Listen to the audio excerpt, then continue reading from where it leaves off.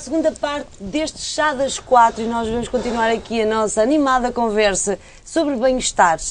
E falávamos em dentário, vamos falar também aqui em oftalmologia e sobre vários temas. E falávamos, mesmo antes de terminar, Dr. Miguel Vilaça, sobre a formação universitária portuguesa de alta qualidade, que não acontece só na parte de medicina dentária, mas acontece também em oftalmologia e no restante.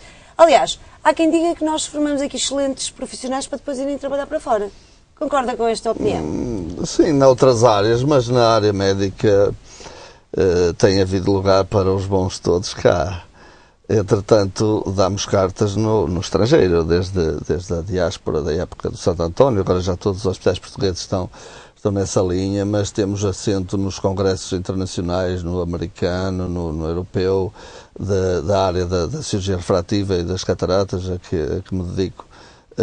Temos palestras, cursos, desde há vários anos, e somos muito respeitados, convidados para mesas redondas. Estamos ao nível, em termos oftalmológicos, estamos ao nível internacional, reconhecidos, mas desde há anos, não é de agora. Isto fruto do esforço de alguns dos nossos mestres. E credibilidade também. Porque é como diz um colega meu também de Barcelona, faz e mostra que fazes. Uma coisa é encerrarmos cá dentro e fazermos muito bem e andar sempre a aferir pelos outros e pelo que se faz. Outra coisa é mostrar lá fora para expor-nos à crítica. E cada vez mais um congresso tem interesse quando a pessoa expõe à crítica o que fez menos bem. E quando chega a esse ponto, uma pessoa que vai dizer tive problema neste caso e mostra, essa pessoa merece o maior respeito de toda a gente. E já chegamos a isso em termos da oftalmologia portuguesa. Não é só, não é filtrar e eu sou capaz de fazer isto. Eu tenho umas mãos fabulosas. Isso era nos inícios dos anos 80 a tendência, mas neste momento já estamos nesse nível de pôr à disposição, participar em trabalhos multicêntricos. Temos então agora uma nova geração de oftalmologistas que estagiaram um ano inteiro. Eu, no meu tempo, bastava 2 meses num centro europeu. Hoje temos, no meu grupo de oftalmologistas do Hospital CUF e do Instituto CUF, tenho gente a quem tira a cartola e tem um ano de prática. Foram um ano para Nova Iorque, um ano cada um na sua subespecialidade, para a casa do melhor oftalmologista nessa área do mundo. Portanto, eles levam a notícia de que existimos, os outros reconhecem-nos e isto está aferido no mundo inteiro, não é por acaso. Doutor, há bocadinho falávamos sobre uma questão de modas com o Dr. Miguel Vilaça. Eu gostava também de perceber se na área da oftalmologia isto também acontece. Isto porque a impressão que tenho é que, de repente, a massificação das ópticas e da necessidade de venda de produto e angariação de clientes para a venda de óculos e lentes de contacto e não sei o quê, o rastreio a nível oftalmológico foi algo que se diversificou e massificou bastante. Aqui a questão importante para percebermos é ir até uma óptica, fazer um rastreio de visão, é a mesma coisa que ir a um consultório de um oftalmologista, fazê-lo, sim ou não? E ainda gostaria de saber outra coisa também, que é, ouve-se dito popular que eu não entro dentro de uma óptica depois de fazer um rastreio sem os óculos. Ou seja, é a tal necessidade de vender produto. Isto acontece sim ou não? Doutor, como é que as coisas funcionam? Primeiro, desfazerem um equívoco, rastreio é um ato médico. Não há rastreio se não houver um médico a pôr a chancela a dizer que está operacional ou precisa de fazer continuidade em termos de exames ou de consulta. Isso que me disse não tem nada a ver com rastreio médico. Rastreios médicos existem e são é bom que se esclareça porque isto é são patrocinados pela Sociedade Portuguesa de Oftalmologia, que tem feito um trabalho interessante nesse caso, insuficiente por hora, mas já com muito interesse, porque o ideal era não ser preciso fazer rastreio, era as pessoas lá estarem educadas para procurarem fazer uma consulta de rotina para saber... E até porque uma coisa não invalida a outra, não é? Exato. Exatamente. facto de se fazer esse teste não quer dizer que não haja uma procura de um especialista para fazer um exame assim bem mais aprofundado. O olho é um órgão fabuloso, é um mundo. Ver se uma máquina fotográfica está afinada para focar ao longe ou para focar ao perto, não vai mexer nos pixels, não vai perceber se está enquadrado, e estou a reduzir a uma máquina fotográfica. Portanto, um rastreio é um ato médico, mais uma vez digo. Um olho é uma peça que nunca um homem há de conseguir, nunca os homens hão de conseguir fazer um modelo igual. Portanto, isto é uma situação. Tem um colega brasileiro que, quando implanta lentes multifocais nas pacientes, diz: mas eu tenho uns olhos de São Paulo. Ele diz: minha senhora, seus olhos foram feitos por Deus, a lente foi feita pelos homens, né? E ela escala-se. Portanto, não vamos.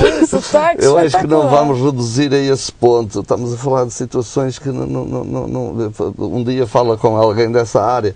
O ato de rastrear é um ato de um profissional médico. Ainda esta semana fomos fazer uma ação humanitária para o Douro, para as criancinhas que são intervencionadas pela Vagos Douro, isso sim é um rastreio. Sentámos as crianças, levámos um oftalmologista pediátrico. Até eu, que sou um oftalmologista, poderia às vezes falhar-me alguma coisa em algumas áreas da parte pediátrica, e lá levamos, e isso é que é um rastreio, e executamos, acabamos por determinar terapêutica e tudo. E isso sim. Agora, fazer de uma máquina, usar um eletrodoméstico dos nossos e mostrar que a pessoa não vê, pronto, isso não é isso. Agora, acho que sim, as pessoas devem procurar, um bebé deve ser visto entre 1 ano e meio, 2 anos, para despistar as causas da ambliopia, daquilo que mais tarde lhe possa causar deficiência visual que depois não tem cura. Aos 4 anos devem todos também procurar um oftalmologista para ver e decidir sobre o destino da sua visão. Uma pessoa na idade adulta, jovem, deve procurar saber se tem alguma tendência já familiar para glaucoma ou para diabetes. Deve saber se está em risco de contrair a doença, para prevenir e começar logo a tratar. O caso da degenerescência macular da idade, que é a causa principal da cegueira permanente do mundo, por volta dos 55, 60 anos, então ainda para mais se tiver uma história familiar disso, a pessoa deve procurar um oftalmologista. Estamos a falar de coisas sérias, não é? De olhos, de visão.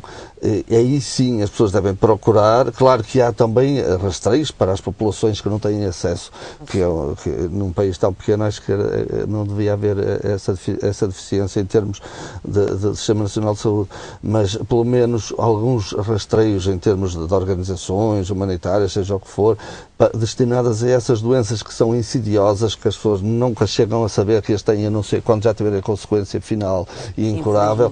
Para isso, sim, deverá haver rastreios do glaucoma, situações assim que possam ter cura a tempo e depois já não.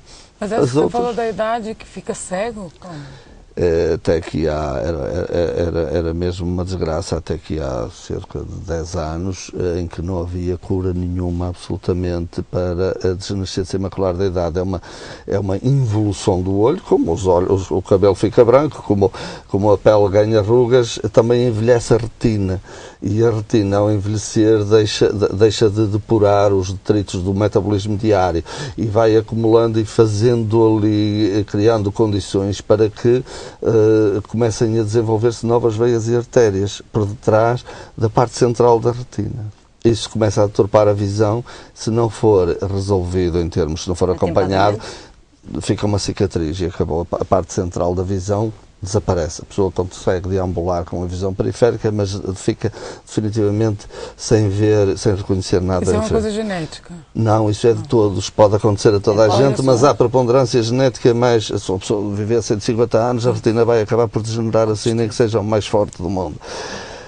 O que acontece é que tratava-se com laser algumas partes desses novos vasos sanguíneos, mas quando eles estavam no centro, o laser queimava também a retina. Portanto, entretanto, foi-se desenvolvendo novos lasers, novos produtos para poder resolver isso, e hoje em dia, embora com algum desagrado para os pacientes, que têm de ter muitas vezes intervenções de injeção dentro do olho, injeção intravítrea, é um ato que salva muita gente. Isso é que é importante. São produtos que fazem degenerar essas novas emaranhados, esses novelos de veias que se começam a desenvolver por detrás da retina. E então, à medida que vai começando a haver qualquer indício, porque a oftalmologia desenvolveu imenso em termos tecnológicos, a tecnologia vai acompanhando e detecta-se tudo com muita precocidade. E então, mal começa a haver qualquer indício de que vai ressuscitar lá o mal, faz-se de novo a injeção e a pessoa volta outra vez a ter visão. Mas casos interessantíssimos, que quase podia falar de milagres. É muito importante realmente ter perdem esta a visão noção e ganham de novo.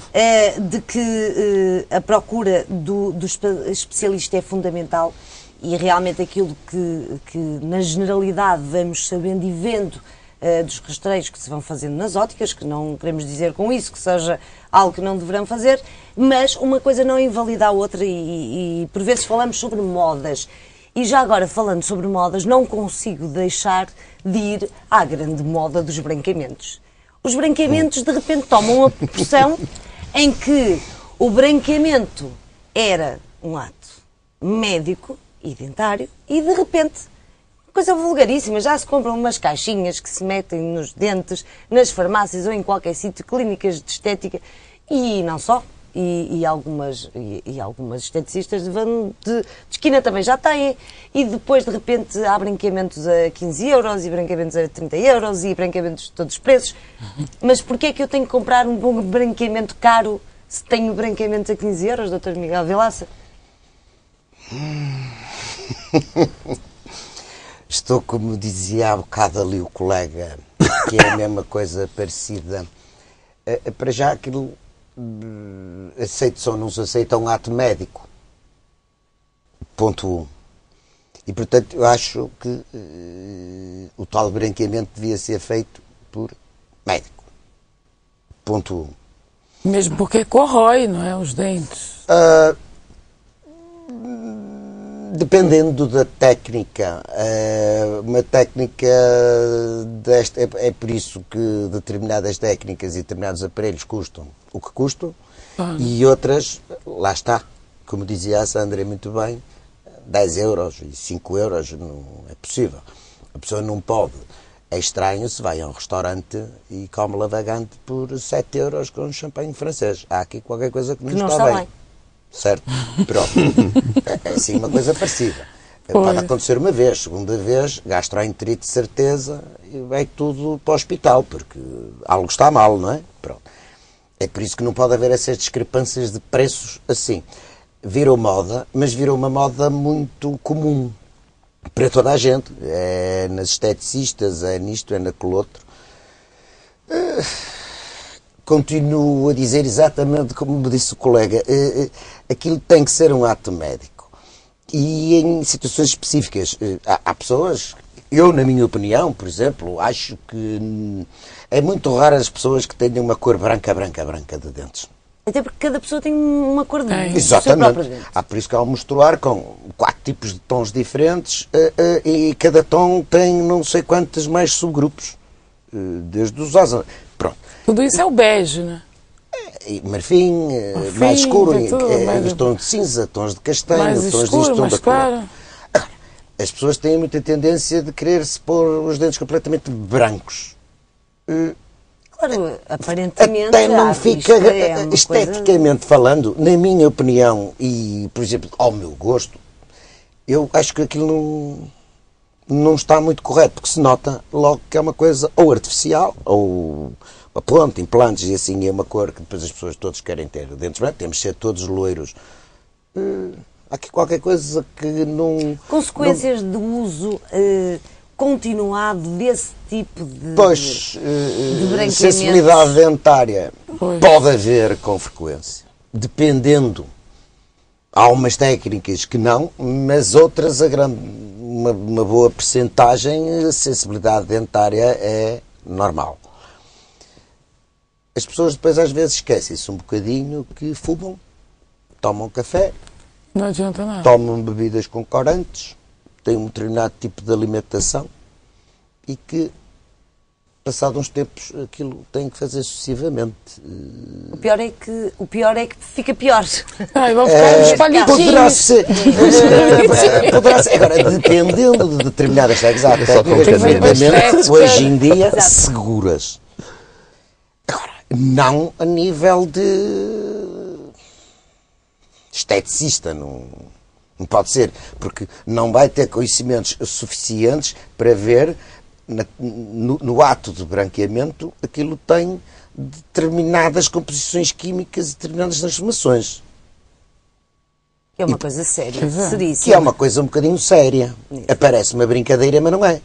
De onde uma pessoa que não domine mais ou menos e saber o que está a usar, não é? Quer dizer, aquilo vai ter consequências, poderá ter consequências muito sérias. E é o que eu digo. Recebe, por vezes, esse tipo de pacientes com essas asneiras pré-feitas, Dr. Miguel Vilaça? Alguns.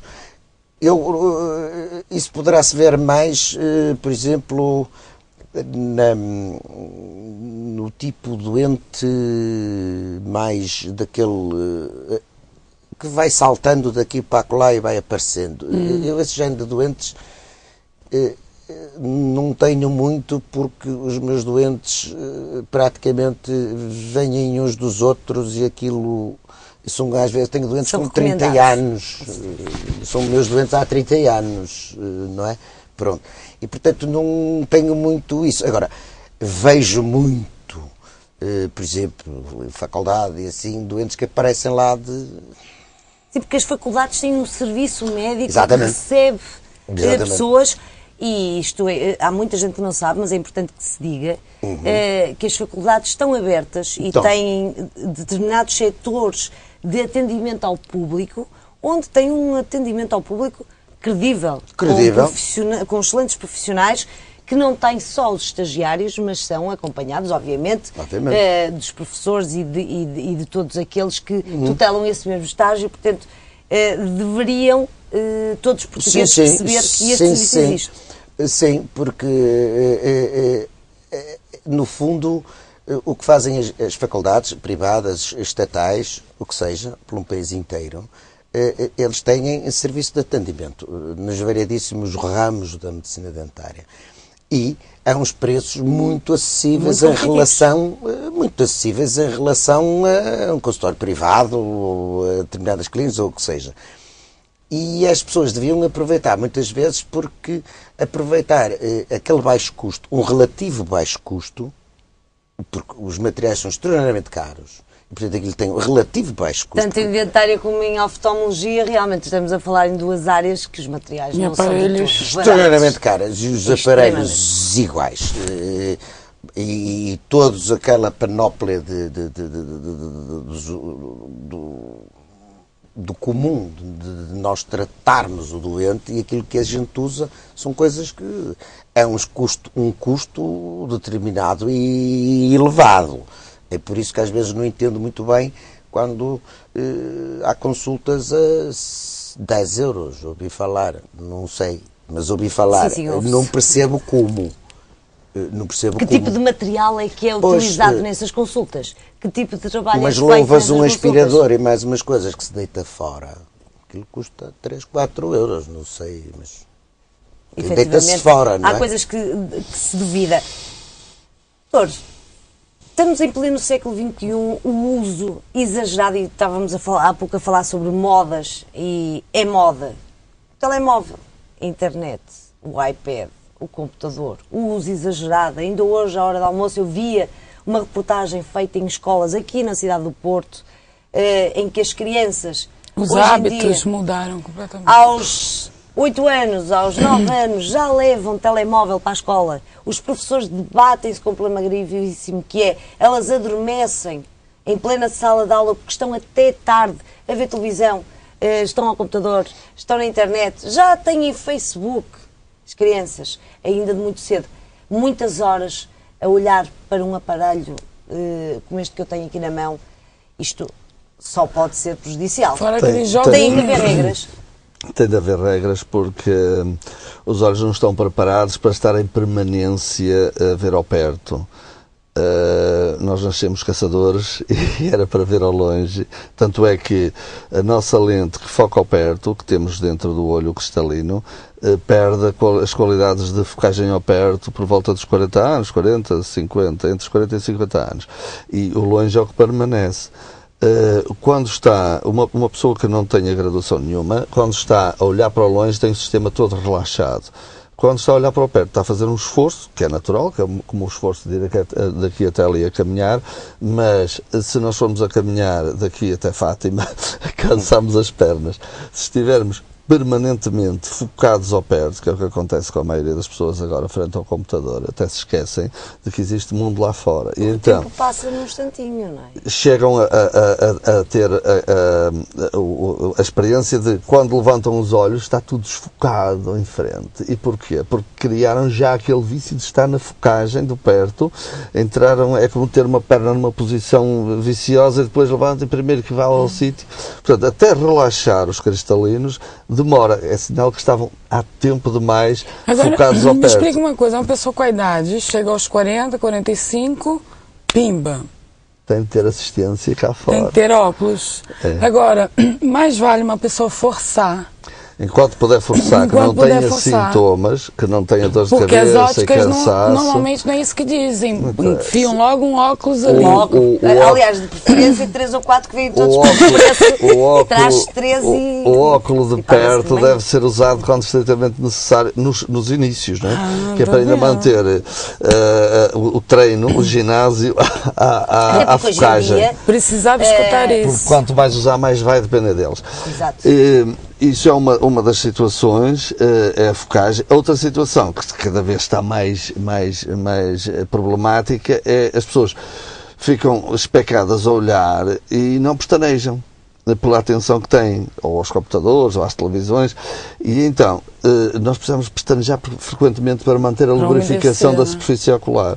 E está determinado que quem está muito atento pestaneja 7 vezes menos do que é preciso. Involuntário. E então daí vem depois o cansaço e as pessoas chegaram a um ponto que já prefere estar com os olhos fechados, porque a partir das 4 da tarde, mais ou menos, o sistema baixa a produção de lágrima, naturalmente. Então quando as pessoas têm ar-condicionado a funcionar, faz evaporar a lágrima, estando olhos abertos muito tempo, acaba por sofrer de olho seco. O olho seco relativo, a gordura da lágrima não chega para manter aquele tempo todo dos intervalos entre o pestanejar e dá sofrimento. Portanto, há situações que esta modernidade veio trazer e essencialmente o ato da focagem e a secura. Para isso, agora, o olho seco é uma patologia, abrimos uma consulta só para olho seco, da subespecialidade de olho seco aqui no Instituto de CUF, com Mas aparelhos próprios para medir. No Porto, ou também em Braga? Não, aqui no Só Porto. aqui no Porto. É um sítio pioneiro em termos nacionais. Porque o olho seco, para estudar, porque depois, para tratar isso, há uma panóplia enorme de lágrimas artificiais e de outras situações. E temos aparelhos que detectam o tipo de falta de produto da lágrima da pessoa para lhe podermos dar externamente o que precisa, ou mais gordura, ou mais sais, ou seja, o que for, isso é específico depois para cada um. Portanto, nesses 2 capítulos, isto veio trazer o ato de ver as coisas ao perto veio trazer um cansaço muito grande. Há pessoas que ficam malucas, entre aspas, ao fim de um dia ficam extenuadas de estar... Aliás, há histórias de crianças que ficam agarradas aos pecinhas ali. Aos sistemas informáticos e Playstations e por aí dentro. Fuga para isto. Levantar os olhos, mal acaba a frase e percebeu o que estava a ler, olha para o longe de vez em quando e pestaneja ativamente. Ao menos isso. É um truque. Portanto, é um truque. É, de vez em quando, Passa olhar muito para tempo longe ao para computador. relaxar. Um truque simples. Sim. Nem por isso. É um homem que gosta de pessoas. Olhos nos olhos, convívio direto. Exatamente. Quem o conhece? À noite aquilo incomoda um bocado. A estudar, não há outra hipótese. Não há outra a hipótese. pesquisar, não há outra hipótese. Para fazer trabalhos, para apresentar, não há outra hipótese. Mas fujo imenso do diabo do computador, porque acho que aquilo é um bocado absorvente. Uma pessoa depois chega às vezes ao fim do dia, não sei se vocês repararam, naqueles dias de chuva, uma pessoa resolve procurar. De repente está a fazer coisas que não têm nada a ver, não é? Aquilo está ali, Perde-se lá, não está é? ali, perde-se no meio. E de repente teve 6, 7 horas em cima daquilo. Sem dúvida. E não falou com ninguém, não aproveitou coisa nenhuma, porque aquilo não é nada. Porque não teve ali a aproveitar coisa nenhuma. E a pessoa olha e diz, realmente, o que é que eu estive aqui a fazer? E Se nunca calhar é fui importante colocar um temporizador, decidir que vou estar daqui Era um bocado. 1 hora. E É um ao fim de bocado. 1 hora, É um despertador. bocado. E sempre levantar a E visão. 7 horas sem rir é problemático. Bem, nós também deveríamos ter posto um despertador aqui. Olha, uma delícia o programa. Estão-me a dar Adorei. sinal a dizer que já temos que ir embora. Adorei mesmo. E nós ainda não íamos a meio, não é verdade, Márcio? É verdade. Pois, Eu nem tinha vocês são muito para uma falar. delícia. Muito obrigada, Dr. Miguel Obrigado, Duarte. Foi eu. um prazer Foi um tê-lo cá. prazer. Foi um Obrigado. prazer Prazer. tê-lo cá, doutores. O gosto Voltem foi meu. sempre. Voltem Muito sempre. obrigado. Márcia, vamos despedir nos nossos telespectadores, dizer que foi um prazer estar na sua companhia também e desejar-lhe um excelente fim de semana e uma excelente semana. Bye, bye.